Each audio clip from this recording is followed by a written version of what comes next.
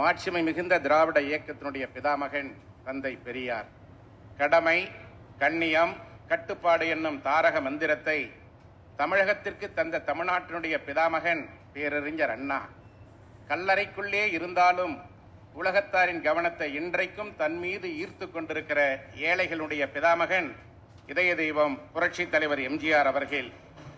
அனைத்திந்திய அண்ணா திராவிட முன்னேற்ற கழகத்தினுடைய பிதாமகள் தமிழகம் கண்டெடுத்த ஆழி பெண் முத்து, ஆற்றலும் அறிவும் ஒருங்கே பெற்ற காலம் வழங்கிய நன்கொடை, கருணை உள்ளம் கொண்ட காருண்யம், மழையாக இறங்கி வந்தால் மண்மார்பு வலிக்கும் என்று மேகமாக இறங்கி வந்த மனித நேயத்தின் மறுபதிப்பு, தமிழ் ஆளும் நல்லுலகின் ஒரே தலைவி, ஒப்பற்ற தலைவி இதய தெய்வம் புரட்சி தலைவி அம்மா.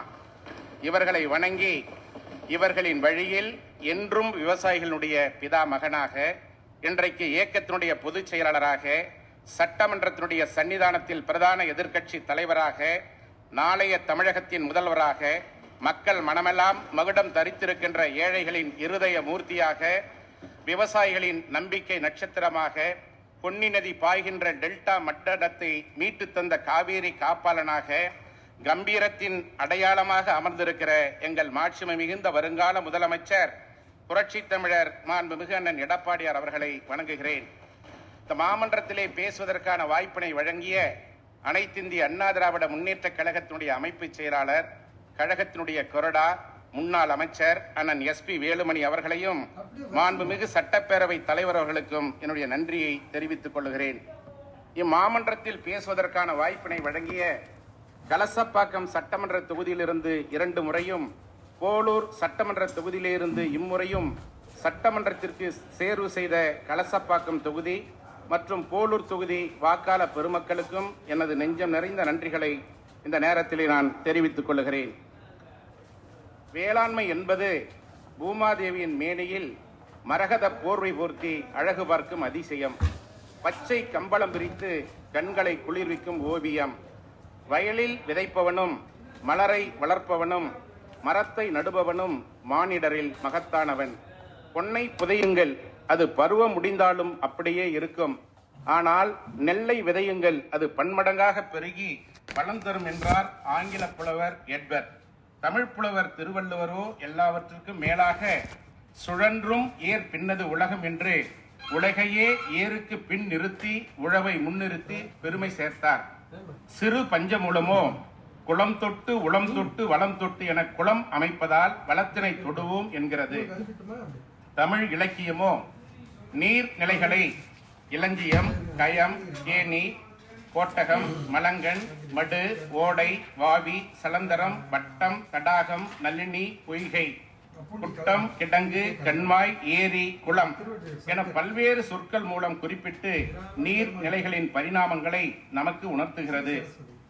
மாபெரும் சபைகளில் நீ நடந்தால் உனக்கு மாலைகள் விழ வேண்டும், ஒரு மாசு குறையாத மன்னவன் இவன் என்று போற்றி புகழ வேண்டும் என்ற பொன்மனத் தலைவன் புரட்சி தலைவர் எம்ஜிஆர் அவர்களின் வைர வழிகளுக்கு ஏற்ப மாண்புமிகு இதய தெய்வம் புரட்சி தலைவி அம்மா அவர்களாலும் மாண்புமிகு புரட்சி தமிழர் அண்ணன் எடப்பாடியார் அவர்களாலும் கொண்டு வரப்பட்ட பல்வேறு திட்டங்களான மழைநீர் சேகரிப்பு திட்டம், குடி மராமத்து திட்டம், 60 ஆண்டுகால விவசாயிகளின் கனவு திட்டமான அத்திக்கடவு அவிநாசி திட்டம், சரபங்கா நீரேற்று திட்டம் போன்ற பாசன திட்டங்கள் மூலம் நீர்நிலைகள் நிரம்பிட, நிலமகளும் குளிர்ந்திட, விளைநிலங்கள் செழித்திட, விவசாயிகளின் உள்ளமும் இல்லமும் மகிழ்ந்திட, அணைகள் நிரம்பி ததும்பிட, ஊரெங்கும் மக்களின் உள்ளங்கள் நிகழ்ந்திட, நாடே போற்றும் நல்லதோர் ஆட்சியை தந்த மாண்புமிகு அம்மார்களுக்கும் மாண்புமிகு அண்ணன் எடப்பாடியார் அவர்களுக்கும்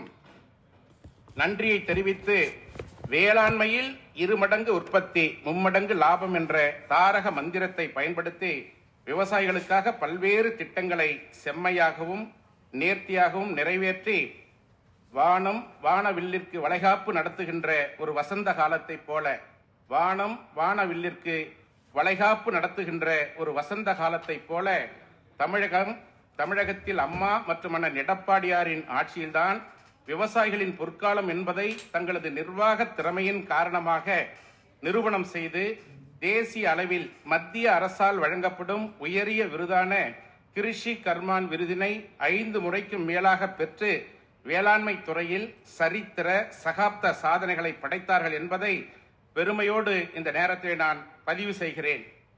மாண்புமிகு அம்மா, மாண்புமிகு அண்ணன் எடப்பாடியாருடைய ஆட்சியில் வெற்றிகரமாக செயல்படுத்திய பல்வேறு திட்டங்களை எல்லாம் இந்த அரசு ஒரு தலைப்பின் கீழ் கொண்டு வந்துள்ளதை தவிர வேறு புதுமைகள் எதுவும் இல்லை.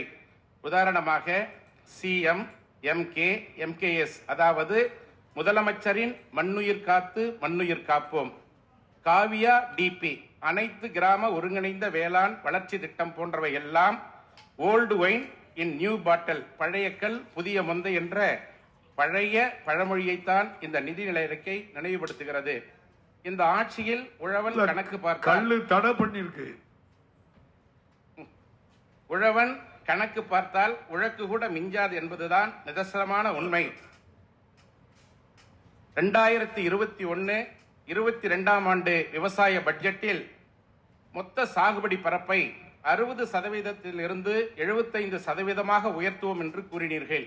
ஆனால் சாகுபடி பரப்பு உயர்ந்ததா என்றால் அதுதான் இல்லை. 2020-21 மொத்த சாகுபடி பரப்பின் சதவீதம் 47.2%, 23-24 அது 46.90% குறைந்துவிட்டது.